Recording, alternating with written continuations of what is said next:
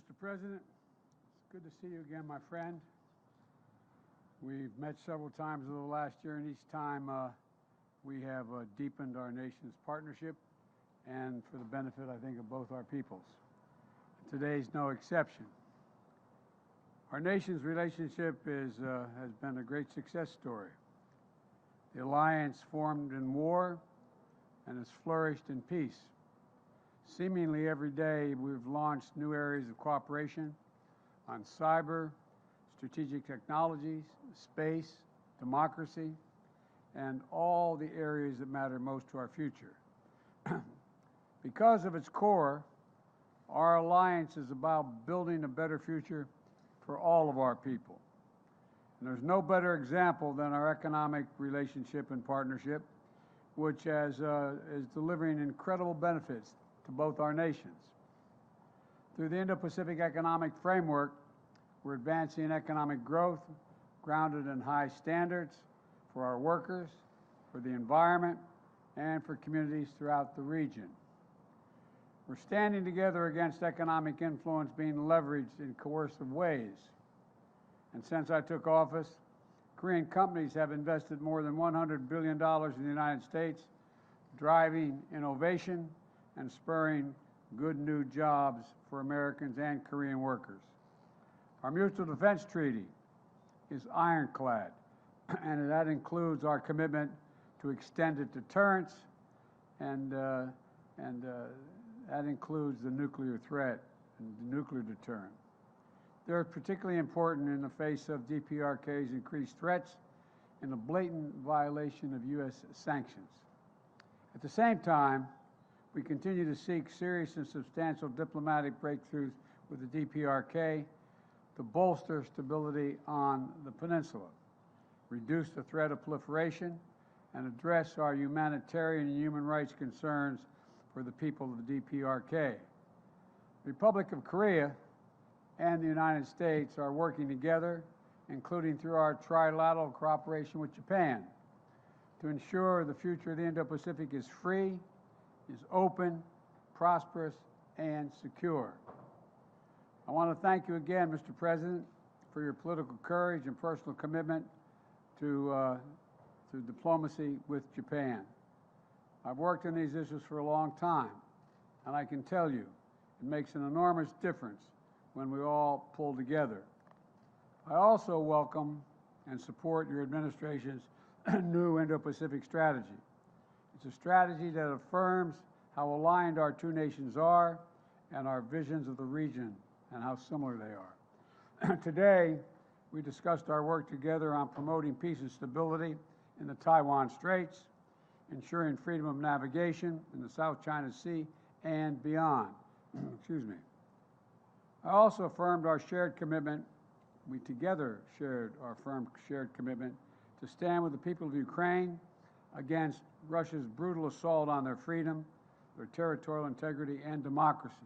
The Republic of Korea's strong support for Ukraine is important because Russia's flagrant violation of international law matters to nations everywhere in the world, not just in Europe. When it comes right down to it, it's about what you believe, what you stand for, what kind of future you want for your children and grandchildren. And right now, I believe the world's at an inflection point. The choices we make today, I believe, are going to determine the direction of our world and the future of our kids for decades to come. That's why this partnership is so important, Mr. President, because we share the same values, the same vision. And I greatly appreciate, Mr. President, that the Republic of Korea co-chaired the second Summit on Democracies last month, and they will host the third Summit for Democracies. We both understand that our democracies and our people are our greatest source of strength, and working together, they make our nation stronger and more effective. From tracking the climate crisis and strengthening our effort to fight it, and strengthening global health, no two countries are better suited to meet the challenges ahead than the Republic of Korea and the United States. I want to thank you again, Mr. President, for your friendship, your partnership, and all you've done to help build a future of shared strength and success. The floor is yours, Mr. President.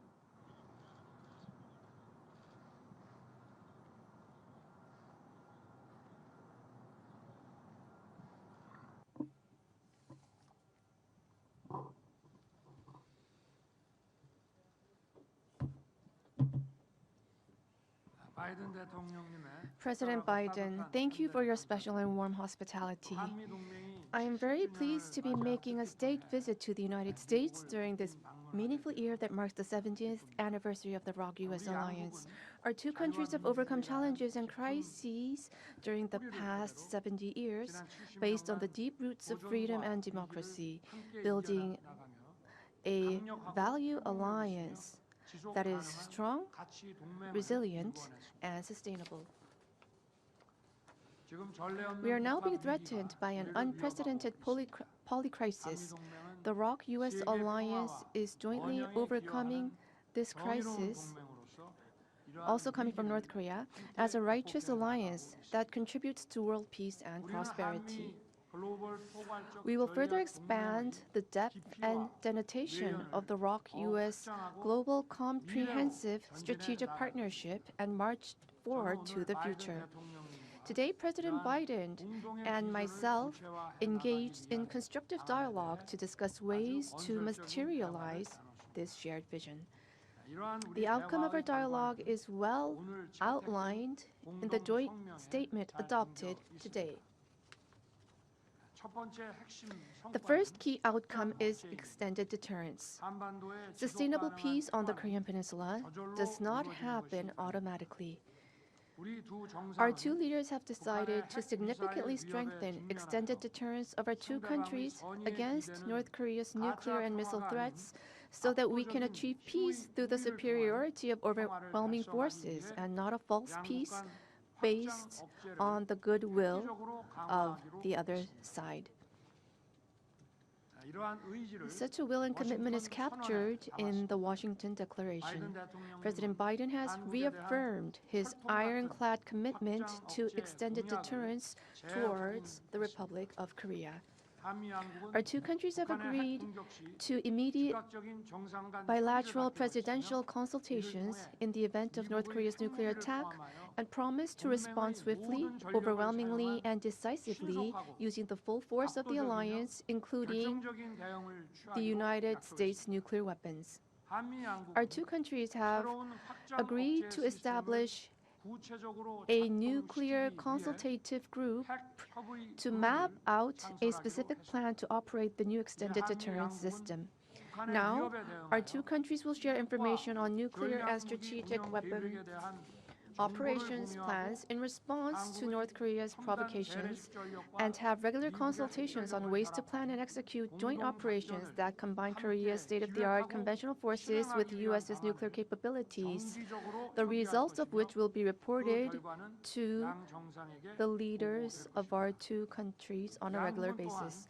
In addition, our two countries have agreed to further advance tabletop exercises against a potential nuclear crisis. In addition, deployment of the United States strategic assets to the Korean Peninsula will be made constantly and routinely.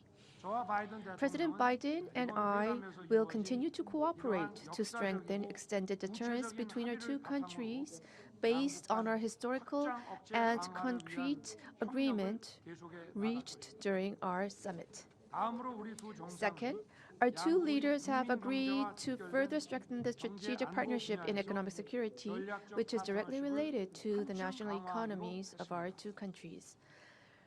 President Biden and I welcomed the expansion of our firms' bilateral mutual investment in advanced technology, including semiconductors, electric vehicles, and batteries. President Biden has said that no special support and considerations will be spared for Korean companies' investment and business activities in particular. We have agreed to consult and coordinate closely so that the U.S. Inflation Reduction Act and the CHIPS and Science Act can further strengthen supply chain cooperations between the two countries in advanced technology. Furthermore, we plan on ramping up partnerships in cutting-edge technology.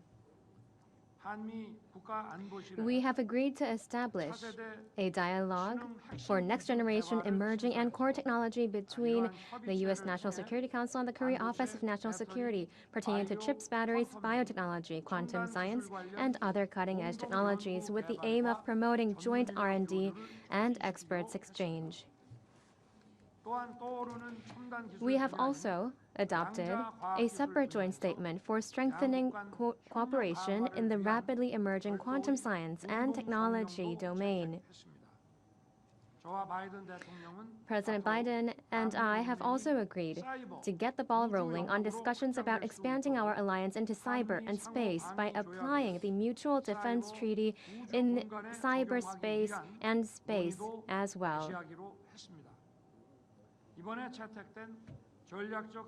We have also agreed that the strategic cybersecurity cooperation framework adopted this time around will serve as the foundation on which we address cyber threats together and boost cooperation in information sharing, collection, and analysis. Space is another area that shows great promise for cooperation between our two countries. During my time here, I was able to visit the NASA Goddard Space Center. President Biden welcomed the establishment of CASA, and we have agreed to promote cooperation between CASA and NASA. We have also agreed to accelerate discussions on reaching a reciprocal defense procurement agreement, which is equivalent to an FTA in terms of national defense. Meanwhile, President Biden and I have agreed to promote exchange between the future generations of our two countries. To this end, we have launched the U.S. ROK Special Exchange Initiative for Youths. In celebration of the 70th anniversary of the ROK-U.S. alliance this year, our two countries plan to invest a total of $60 million to support exchanges between 2,023 youths majoring in STEM, humanities, and social sciences.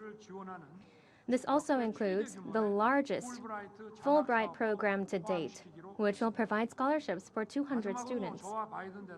Last but not least, President Biden and I have agreed that South Korea and the United States, as key partners in achieving stability and building peace in the Indo-Pacific region, will put our heads together as we implement our Indo-Pacific strategies to strengthen our cooperation in addressing regional and global challenges. In particular, President Biden expressed strong support for efforts made by the Korean government to normalize Korea-Japan relations. And we have agreed to continue our efforts in strengthening Korea-U.S.-Japan trilateral cooperation. Furthermore, we reaffirmed that the use of force to take the lives of innocent people, an example of which would be Russia's invasion of Ukraine, can in no circumstances whatsoever be justified. In that sense, we agreed to continue our cooperation and efforts alongside the international community to support Ukraine. During this meeting, we also discussed plans through which our two countries can take a leadership role in addressing global challenges such as climate change, international development, and energy and food security. I am delighted that through today's meeting, we've opened up a new chapter for the next 70 years of the ROK-U.S. alliance. I hope President Biden and I, with the support of people in our two countries, can fully deliver on the blueprint that we have mapped out today with the aim of founded in the reaffirmation of the value of freedom and our universal values. Thank you.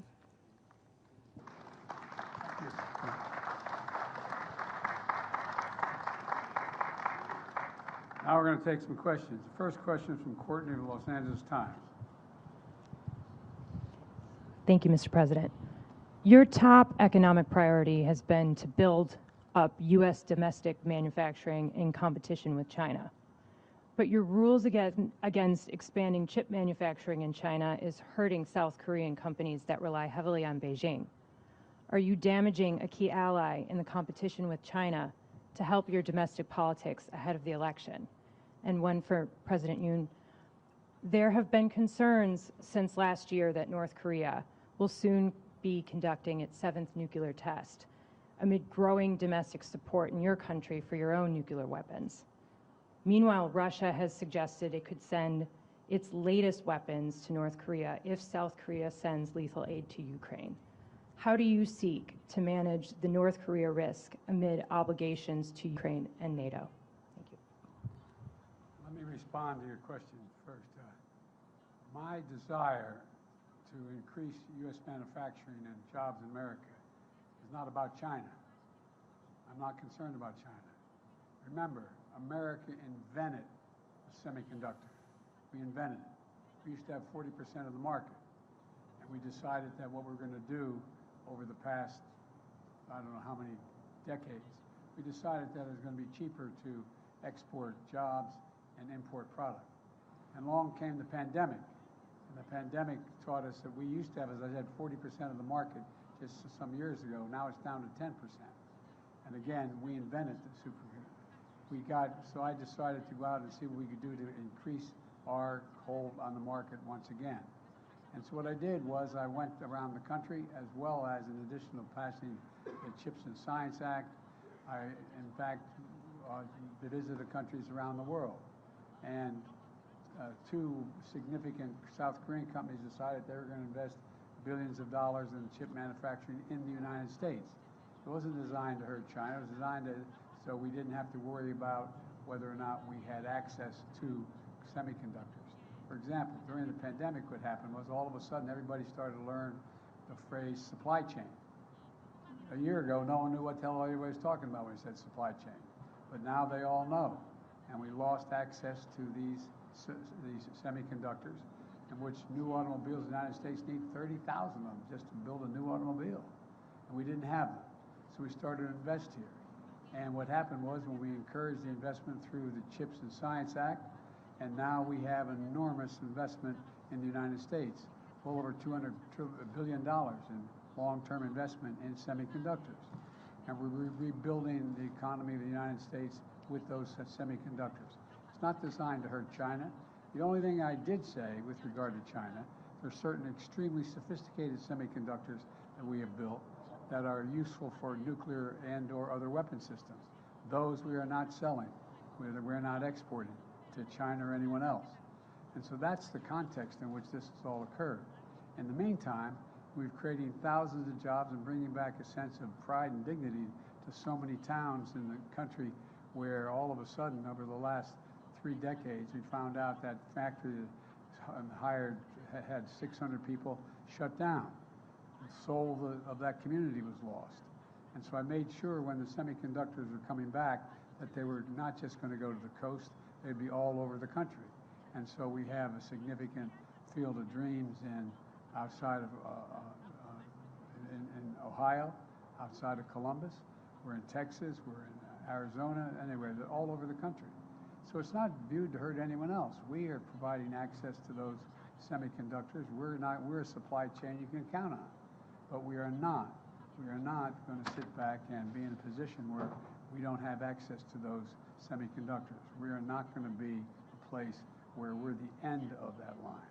We're the beginning of it. And it's generating significant economic growth in America and not hurting anybody. And by the way, it's creating jobs in South Korea. It's creating jobs in South Korea, not just with SK, but anyway, with Samsung and other industries. So I think it's a win-win.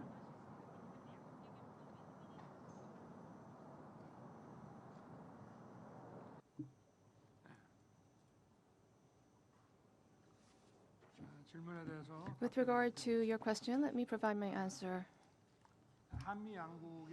Korea and the U.S., based on its Washington Declaration, our two countries have agreed to strengthen extended deterrence, and the implementation level is different from the past. First of all, We have an NCG, Nuclear Consultative Group, that has been launched that will implement discussions and actions, and we will hold regular meetings and consultations under NCG. We will share information on mutual nuclear assets and intelligence, and we will jointly plan responses and also jointly plan exercises and drills and implementation plans. So all of these will be strengthened and specified under the Nuclear Consultative Group. We want to customize our response against North Korea's nuclear threat based on extended deterrence. And in the process of achieving this goal, any concerns that Koreans may have against North Korean nuclear weapons will be relieved, I believe. If nuclear weapons are used, our two countries will strengthen our response in a swift manner.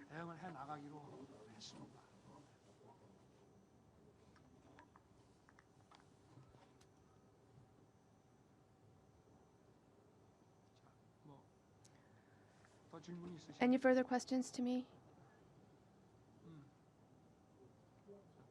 Please.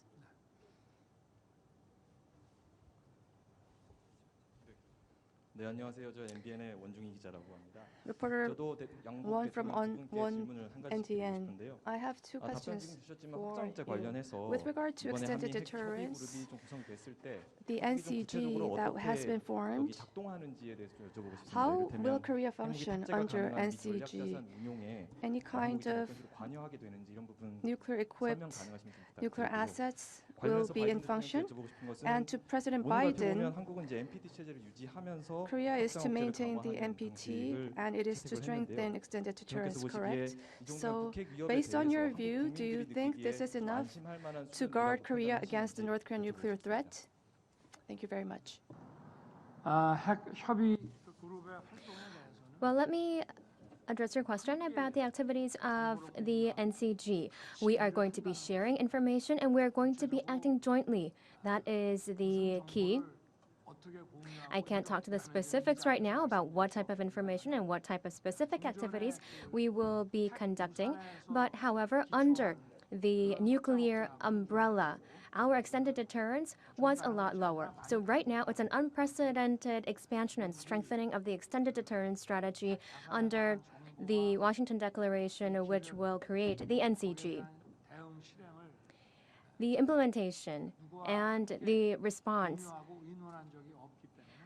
at this level has never thus far been this strong. So this is a new level of extended deterrence, much stronger, that I can say with confidence. The response that I would give you is that the extended deterrence means that we are having more consultation with whatever action is to be contemplated or taken. And we made it really very, very clear.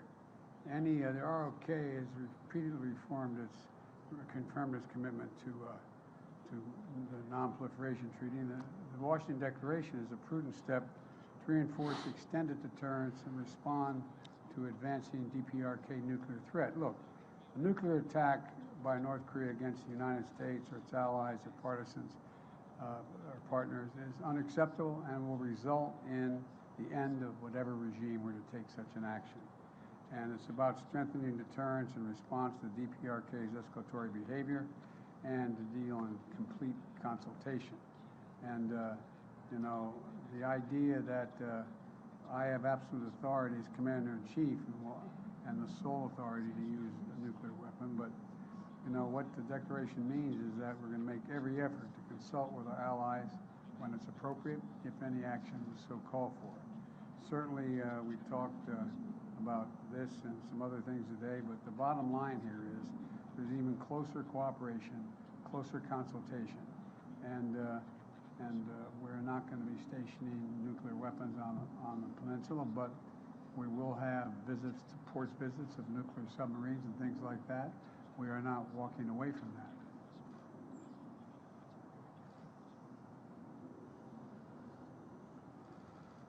My turn to ask a question.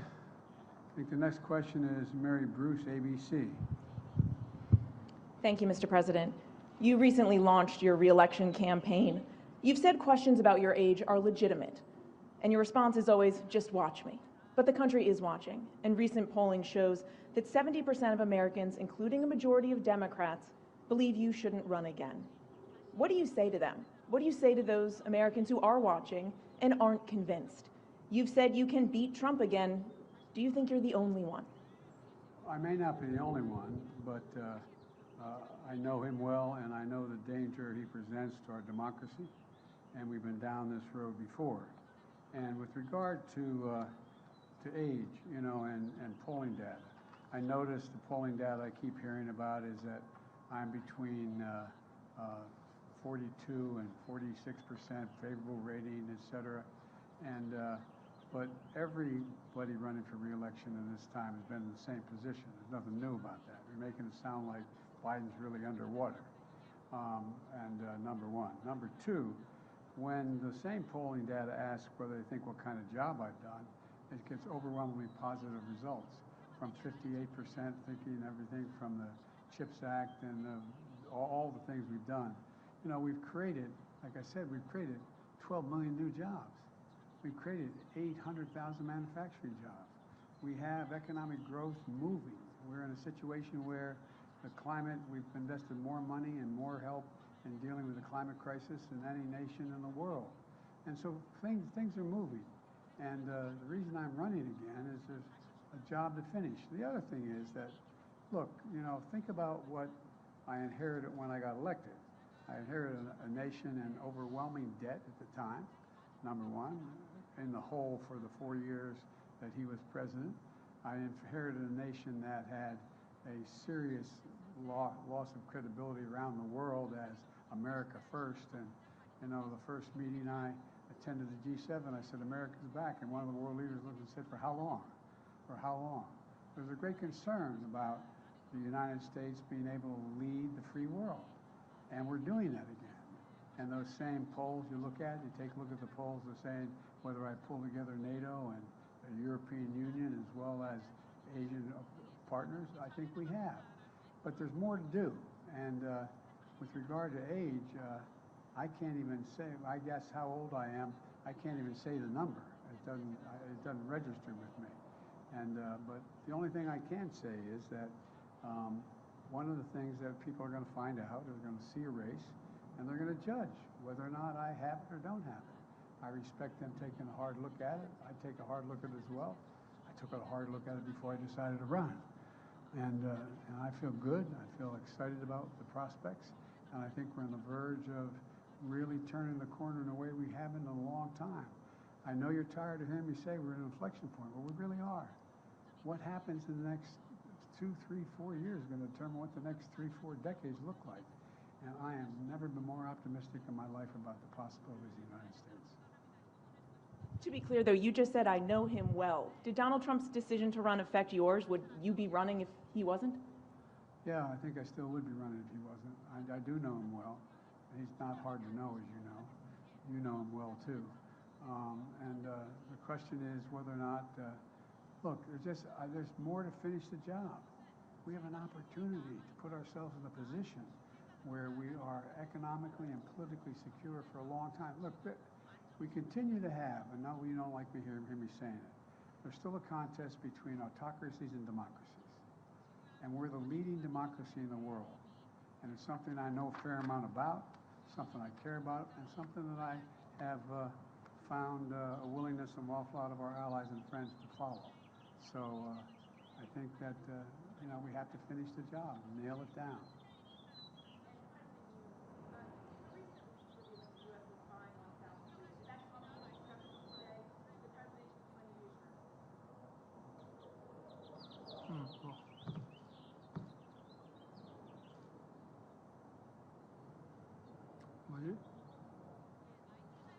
You need to repeat the question. The mic was not used. We could not interpret.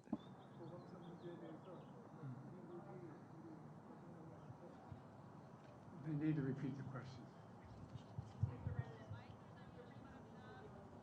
Please use the microphone. We cannot provide interpretation if you do not use the microphone. Microphone. My apologies. Thank you. Microphone.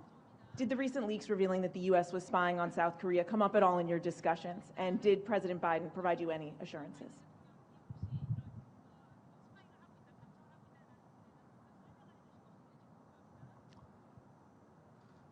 지금 뭐 한미 간에 그 부분에 대해서는 With regard to that, 소통하고 we are communicating between our two countries and we are sharing necessary information. I believe that investigation is underway in the United States. So 다양하고 이런 복잡한 various and complex variables are always in play. We need time to wait for the investigation results by the United States, and we plan to continue to communicate on the matter.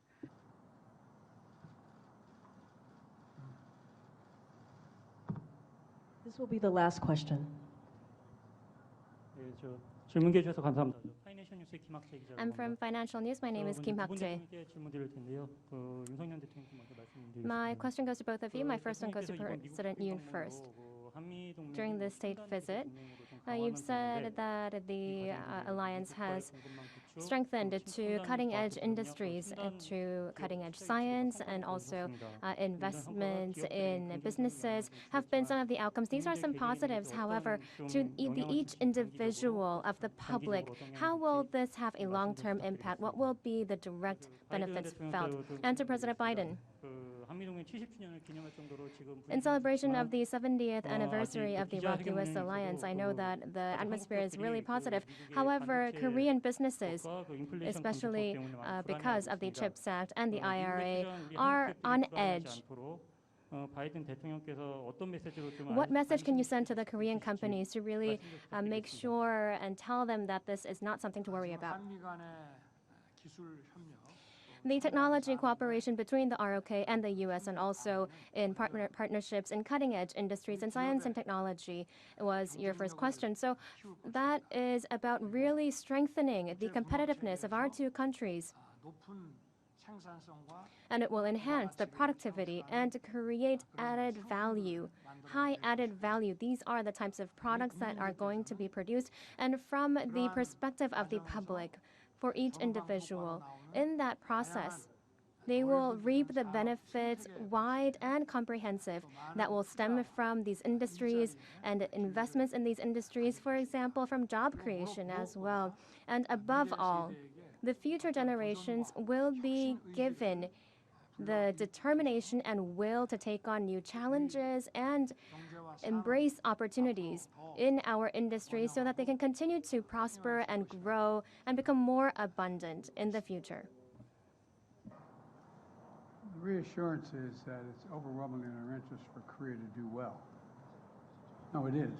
It's very much in America's interest that Korea do well in the Pacific, very well, because they are one of our most valued partners.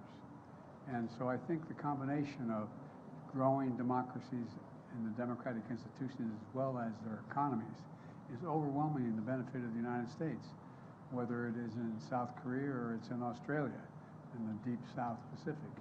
And so I think that there's a reason, overwhelming reason. Plus, in addition to that, we're increasing the number of student exchanges, access to more information between our folks, educating our people, as well as we're going to be cooperating in everything from space to technology to medicine.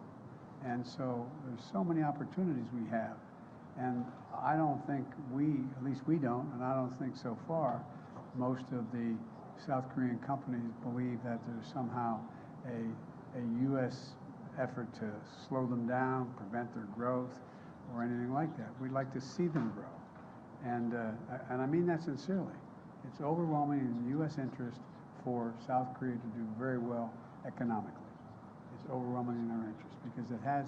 And then lastly, I think we underestimate the example that South Korea sets. Here you have a nation that is significant, but is not a nation of 200,000, 300,000, 400,000 people making the kind of changes it's making.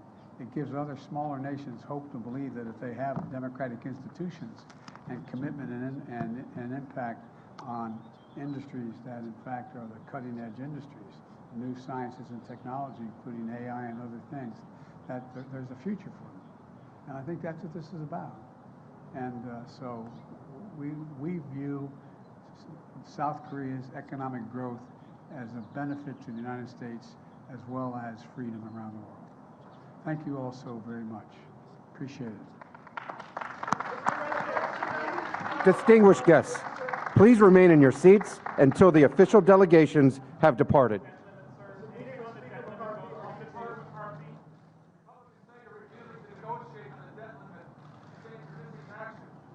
They haven't figured out the debt limit yet. Thank you. Happy to meet with McCarthy, but not on whether or not the debt limit gets extended. That's not negotiable. I notice they quote Reagan and they quote Reagan all the time and they quote Trump, both of which said, it says, I'm paraphrasing, it would be an absolute crime to not extend the debt limit.